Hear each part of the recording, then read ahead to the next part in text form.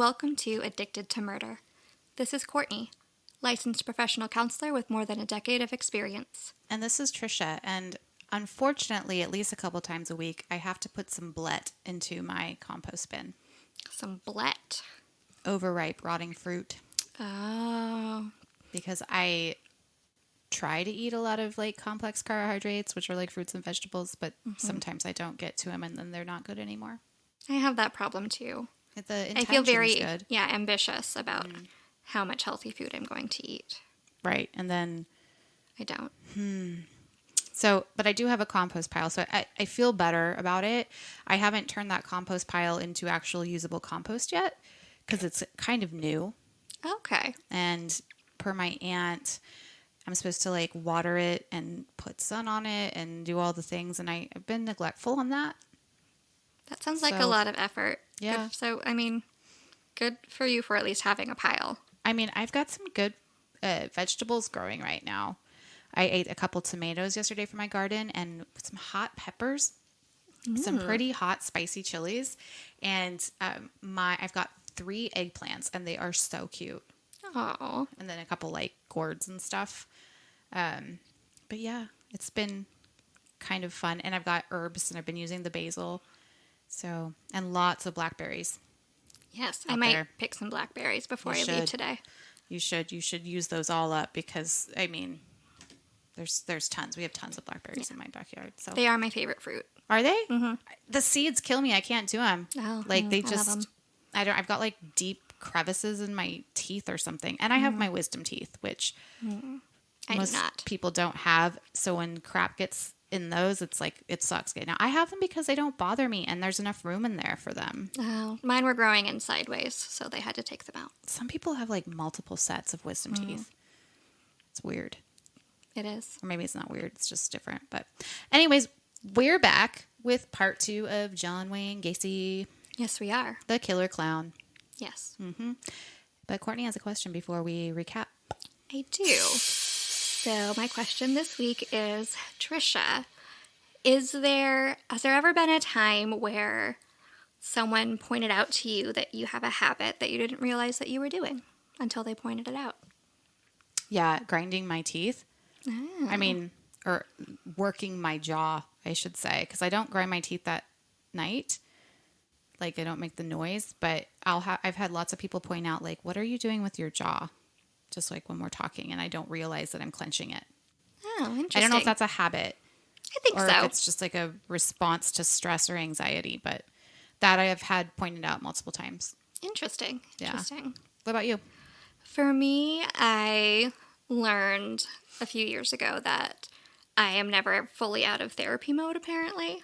And in just regular everyday conversations, I'm frequently making like, sounds and like nodding my head, which I would do in therapy to sort of make them think you're listening all the time? Well, make them realize that I'm listening all the time. Not like trick them into thinking that I am. But it's sort of like an affirming sound. You do that, but I don't know I mean, maybe it is your therapy mode, but it also could just be like that you're a listener. Possibly. And you're not necessarily trying to therapize, if that's a word, someone. You're just cognizant of making sure that they know that you're listening. I don't know. Well, yes, yeah. I'm not therapizing, as you say. Is that a word? I don't know, but I use it all the time. Okay. All right. Good enough. Yeah, but I suppose that is just, like a vocal habit that I have that not everybody does. Yeah. I could see that. I mean, where did we learn things like? And we weren't, we didn't learn that in grade school when we were learning how to talk and, that came as a habit later on because of our culture and if your job is doing that 8 hours a day, then it makes sense that it would bleed into your other life. Exactly. I don't think of it as a bad thing. It's just a thing that I didn't notice I was doing as often until someone else pointed it out. What I notice that I do, and you probably do this too, but that since we started doing this podcast is every time when people tell me some story and I can link it to a serial killer's childhood, I'm like, oh, that reminds me of Willie Pickton. Or, oh, that was like, that, you know what I mean? Mm-hmm. And I go there and I tell them some horrible thing and they're like, good God, what's wrong with you? Can you sleep? And I'm like, yeah. But for instance, there was a kiddo the other day at work that was talking about all of the farm animals that they loved. And I automatically went to Willie Pickton and his cow. Right. And like, I don't know. Well, I wouldn't have done that, 3 years ago.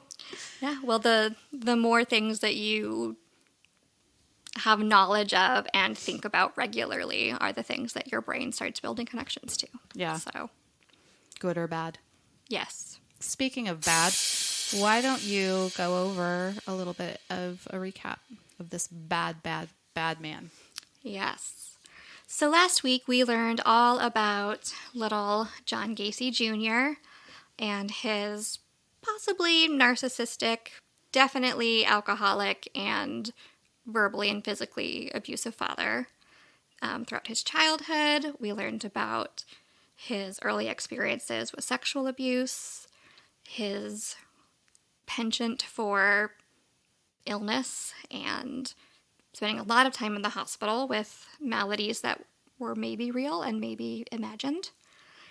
And then we learned about him not doing great with the ladies and socially, but being a very hard worker and really kind of excelling in moving up the ranks at his job and in the community. And we're calling him John Jr. He's not really a junior because it's John Wayne Gacy and John Stanley Gacy. But just for this, it's since easier. we're talking to, so just FYI, we realize he's not a junior. But, well, John recollects that his first sexual experience with another male was when he was 22 years old in 1964. He claims that it was prior to getting married and it was an older man. John claims that this friend told him that they didn't really care who he messed around with, male or female, the person that John was with. John says he drank too much, and when he passed out, his friend undressed him and performed oral sex on him. John claimed that when he woke up, he did not stop him. He liked it. After the alcohol haze went away, he felt very depressed. In fact, it was one of the lowest periods of his life. John felt like the guy took advantage of him, outsmarted him, and made him a victim. Courtney? I think there are actually a few complex things happening here for John. Last week we talked about the sexual abuse that John reported experiencing at the hands of an older man, his father's friend. And so this encounter, now at age 22, could have very well triggered traumatic memories and emotions. Sexual behavior can be really emotionally complicated for abuse victims when they grow up and the physical pleasure reactions happen and, age-appropriate desire kicks in. It can kind of battle against any residual feelings of fear or disgust or shame that they had during the time that they were abused. And then, add on to this, the taboo of being gay or engaging in gay sex during the 1960s. And it is just a recipe for confusion. I mean, the United States didn't even start officially legalizing homosexual behavior until 1961. I'm going to diverge a little bit because what you just said made me think of something that makes me very sad. And I've seen it at work now when I've seen forensic interviews and stuff like that. The shame that children feel when something happens to them that's out of their control. And it makes me just feel so sad that they feel like, for whatever reason, that they have to feel shame for something like that. Mm-hmm. And remember in last episode, John did not tell his parents what happened to him because he didn't want to get in trouble. Right. Because most likely the grooming behavior of that person made him feel like he did something wrong and he would get in trouble and caused him shame. And I don't know, perhaps, we see this sort of reaction going forward with him when it comes to his sexuality. Shame is, like you said, unfortunately, extremely common in abuse victims. Yeah, and it sucks and it makes me mad. Same. All right, anyways, John's new wife, Marilyn, her father owned 3 Kentucky Fried Chickens in Waterloo, Iowa. Marilyn's dad didn't really care for John. But he did care about his daughters, so he allowed John to manage the 3 restaurants and gave them a home to live in, as well as a good wage. Marilyn was pregnant at the time, and John was working long days, but still managed to join the local JCs. So remember, that was the, what the heck? That was like the local organization for It's like entrepreneurs. the Junior Chamber of Commerce. Yes, that's what it was. Sorry.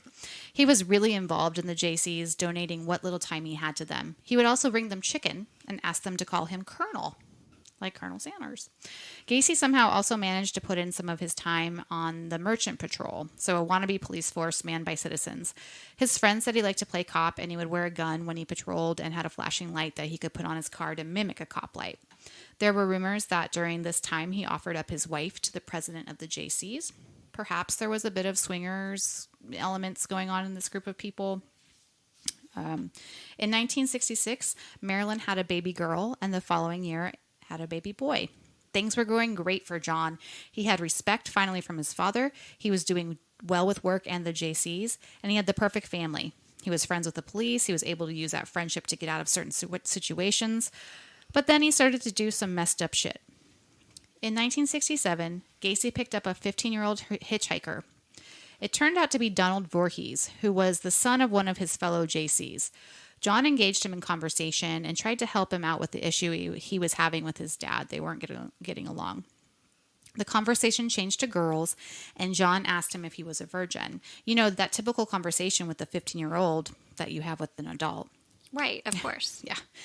The conversation led them to talking about, quote, stag films. And I'd heard of them, but I just Googled it to be sure, which might not have been a good idea with my history now, but a secretly produced pornographic film in the first half of the 20th century. So there you go. Basically a old school porn. Illegal. Mm-hmm. Yeah. John invited the kid over to his house to watch the films with him. He said something like, quote, "You're getting to an age where you can get a good education experience out of something like that." John knew that Marilyn was out for the night, and he told Donald that he would set up his projector and watch a couple with him. John claims that after the films, he started asking the boy a bunch of inappropriate questions. He reassured the boy that it was perfectly normal, based on the Kinsey report, to basically have relations with other men. In fact, it may even be the way it should be done, having sex with a man before you have sex with a woman. Anyways, he convinced him to have oral sex with him. Per John, it happened a couple more times, but those times, Donald asked him for money as well. John would later claim that he was the victim. He was the one being blackmailed by the 15-year-old. Courtney, let's talk about grooming and what's going on here. So, grooming is a term that's used to describe the things that sexual predators do to try and shape their relationship in order to make a potential victim more vulnerable or susceptible to abuse. So, predators start by trying to build a bond and a special kind of relationship by giving a potential victim extra individualized attention, giving them gifts, and or presenting as a person that they can trust more than anyone else. Like, you can trust me with anything, like more than your parents even. And then once they have that trust, then they begin to incorporate, quote, innocent but not really innocent behaviors, like touching in a non-sexual way, hugs, maybe providing drugs or alcohol, or asking to keep more like benign secrets. And then from there, it escalates to talking about sexual topics and eventually sexual assault. And then all the while, the predator uses the guise of having this, quote, special relationship and needing to keep things secret because, you know, people just won't understand.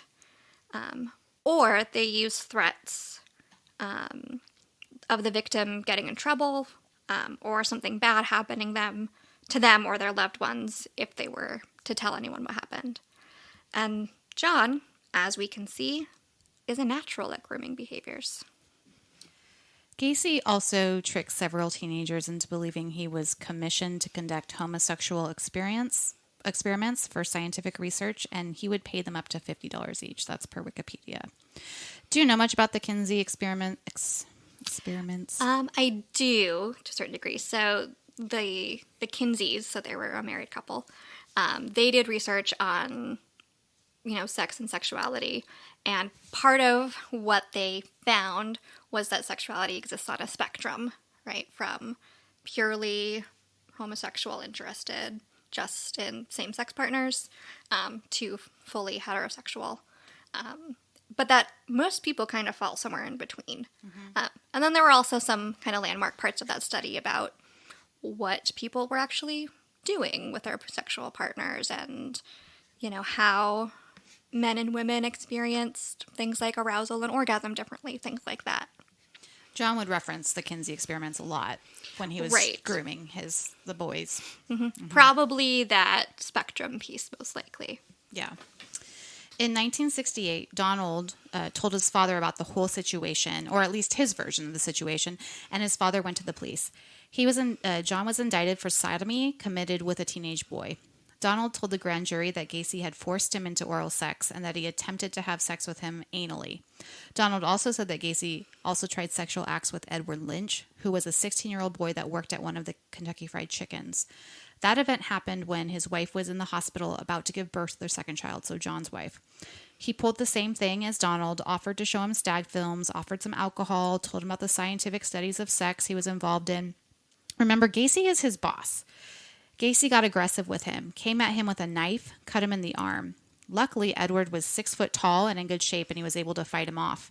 Gacy claimed that he didn't mean what he had done. It was all in good fun. He tried to convince him that he overreacted, and he brought it on himself. Gacy then got the boy to try something. He convinced him to let him try a trick involving chaining him up. And it was too late when he realized he made a mistake. Later on, when he spoke of the incident, he said he was gullible. He believed him when he said they were just messing around. He was his boss, an authority figure in his life. Gacy knocked him down and started to strangle him. When he regained his consciousness sometime later, Gacy did undo his bindings and took him home. And days later, Gacy then fired him from Kentucky Fried Chicken. Courtney? So here we see another way that sexual predators work, which is abusing the power that they have over another person. In this case, John was much older than Edward, and he was responsible for his livelihood. You know, both factors contributed to John being in a position of power over Edward. And when there is a power differential, it can be much harder for a victim to say no or to report crimes out of fear of retaliation, like being fired. Well, John denied all of the allegations against him, of course. So remember, he's the victim in all of this. He asked to do a lie detector test. Well, that didn't really help him out, as the results came out as, quote, indicative of deception. Basically, the lie detector test showed him only telling the truth when he told them his name. Yikes. John was out on bond or whatever it was after he was indicted. He was going to have to go to trial, but in the meantime, he concocted a plan to help his case. Gacy enlisted the help of Russell Schroeder, who was an 18-year-old who had worked for a couple of years at one of the restaurants that Gacy managed. He invited him over to hang out one night after work. They went on, quote, patrol. Schroeder was helping Gacy at each of the places he was checking out to make sure everything was secure, doing his citizen patrol due diligence crap. When they got to Brown's Lumber Company, however, Gacy retrieved an iron rod from his car. He used that to bust open the window into the lumber shop. He gave the rod to Russell and told him to use it on the Coke machine. Russell opened the machine and took the $3 that were in there. This was the first time that Russell had stolen anything. His boss was telling him to do this, so he did what he was told. Gacy also took a few items. Then the two of them drove around for about 6 hours. They checked on some businesses, but then broke into another one. It was an Oldsmobile dealership. This time, Gacy told Russell to get out and steal some of the hubcaps. Russell did what his boss told him to do. Apparently, Russell was pretty loud while he was doing this. You know, he was new to theft and all. Gacy had to tell him to keep it down. He was monitoring his police scanner the whole time to make sure no cops were in the area.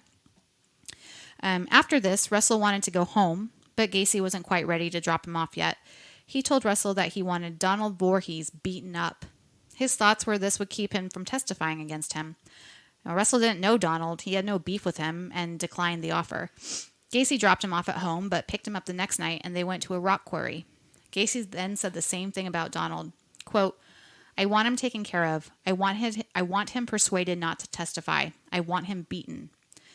Again, the offer was declined, but he felt all sorts of pressure. Gacy was his boss. He was high up in the JCs. He was a citizen cop, and he also knew about the burglaries that he committed.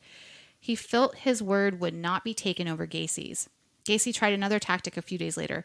He told Russell that if he beat up Donald, he would pay off the outstanding debt he owed on his car, which was about $300. Well, this convinced him to Gacy's plan. Gacy gave Russell some mace to aid him. Quote, "The kid likes to drink. I know that. Just tell him you got some booze stashed somewhere. Take him there, then mace him and beat the shit out of him. Tell him not to testify." Russell did as was suggested. He found Donald at school one day and told him he had a bunch of liquor. The two went off to an isolated spot. He sprayed Donald in the face with the mace, which of course blinded him. Donald stumbled to a creek. He got sprayed again, and then Russell started to beat him, telling him not to testify. Donald eventually got away and ran off in a cornfield. Russell told Gacy what he had done, but he did not get his $300 and went home. The next day, Russell was picked up by the police. Donald was able to tell the cops who had beat him up. Russell denied that it was Gacy that put him up to the task, but the cops were not buying it. Eventually, after a few days, Russell couldn't take the pressure, so he went back to the police station and confessed to what had happened. John Gacy was arrested that night for attempting to suborn, perjury, and malicious threats to extort. He got out on bond, but was arrested days later for burglarizing the lumber yard. This time, his bail was set at $10,000, and he could not raise that kind of cash. During his time in jail, he sang like a bird, not about what he had done, but about all the stuff he knew others were doing. Things like prostitution, gambling, wife swapping, drug use, and he was not afraid to name anyone who was involved. And some of these people were prominent in the area who also were like on Gacy's side at that time, like believed that he was, innocent. Days later, on November 2nd, Gacy entered into the psychiatric hospital at the state of Iowa for some testing. Stories were coming out regarding Gacy and other young men he worked with, each of them more disturbing than the last. I'm not going to list them all here, but please read the book to find out more if you're interested. Let's just say that John was very busy manipulating, grooming, and threatening many boys during this time, with the end game seeming to be that they do sexual favors for him. A legal thing, since they were almost all under 18, and he was a good 10 years older than they were. He used his position of power and his place in the community to persuade these boys to do things they did not necessarily want to do. Courtney, do you have anything to add? So just kind of a little note that stuck out to me is, one of John's many, many thinking errors was the art of the smokescreen. So he could very easily twist a conversation away from himself and his actions to focus on what everybody else was doing wrong. Don't pay attention to me and my rape charges because these other people also did bad things, and their bad things are so much worse than my bad things. It's a classic technique used by magicians and narcissists. And, sometimes law enforcement does offer a deal. Like, if you give us this, well, but that wasn't the case here. Yeah, and it's usually like, we want the bigger fish. Right. Not, we want your neighbor who wife swaps. Right. Yeah, so, yes, thanks for pointing that out. That's what that means. Well, John did not let the psychiatric hospital cramp his style. Upon entry, he demanded that the custodians do a better job of keeping the floors clean and things tidy. He was a tax-paying citizen who agreed to come to the hospital on his own recognizance. Therefore, he should be treated top-notch. John was popular with the nurses, well, so he thought, and, if someone was mean to them, he would tell whoever needed to know to get it handled. He claimed that they knew he was the victim in all of this, and they helped him when he broke down in tears. When other patients were messy and the staff were not doing their best to care for people, John would do it himself. He felt that he was very efficient, and sometime during his 17-day stay, he felt that he was actually running the whole facility. What do you think about that? Narcissism, red flags all over the place. Yeah. Physicians at the facility did a full workup of John's physical health. They reviewed his past medical records, which I'm sure there were many, many, many, and claimed that they did not know what a, quote, bottle heart was, and did all kinds of tests. They could not find that John suffered from any type of heart disease at all. He was very healthy besides being overweight. Courtney, if John did not have a heart problem, what do you think all this medical stuff was about when he was young? I know we went over this a little bit before, but now we have confirmation that he's healthy. Do you think he was faking? Do you think he had Munchausen by proxy? I mean, if his mom was the one that told him he had a bottle heart, is it all in his head? Maybe he had something that when he was younger, but it cleared up when he grew up. Yeah, so I am absolutely not an expert, and I am not a medical doctor. But I did do a little bit of research on bottle heart and what that is. And the information I found was a little bit different than what you mentioned last time, which is that bottle heart was referred to a condition when there's extra fluid in the sac around the heart, creating kind of the shape of like a beaker or a bottle. And it's most often caused by an infection and is pretty easily treated. It does require medical attention most of the time to treat, but it's not like a forever kind of thing. It's episodic. Yeah, I think cardiomegaly is what I said is just enlarged heart. So inflammation would cause that. So yeah, right, very generic. Yeah, so I think it's possible that he did experience an episode of this, maybe as an infant or as a young boy, and then just kind of clung on to it as a diagnosis, or maybe exaggerated its severity as an excuse to, get out of things or to get attention. And this is what's actually referred to as malingering. So malingering is holding on to or exaggerating your symptoms to continue getting treatment or attention that's not actually needed. And so, I highly doubt there was any Munchausen's going on. That would require that there were steps being taken to actually bring about symptoms, and that does not seem to be happening here. But I do still think that conversion disorder, which we talked about in the last episode, is a possibility.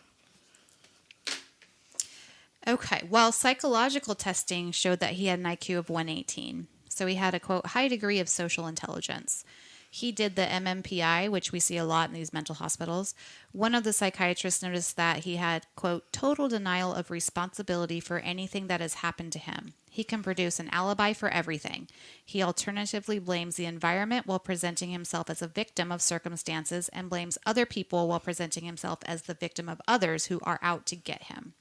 To his way of thinking, a major objective is to outwit the other fellow and take advantage of him before getting taken advantage of, end quote.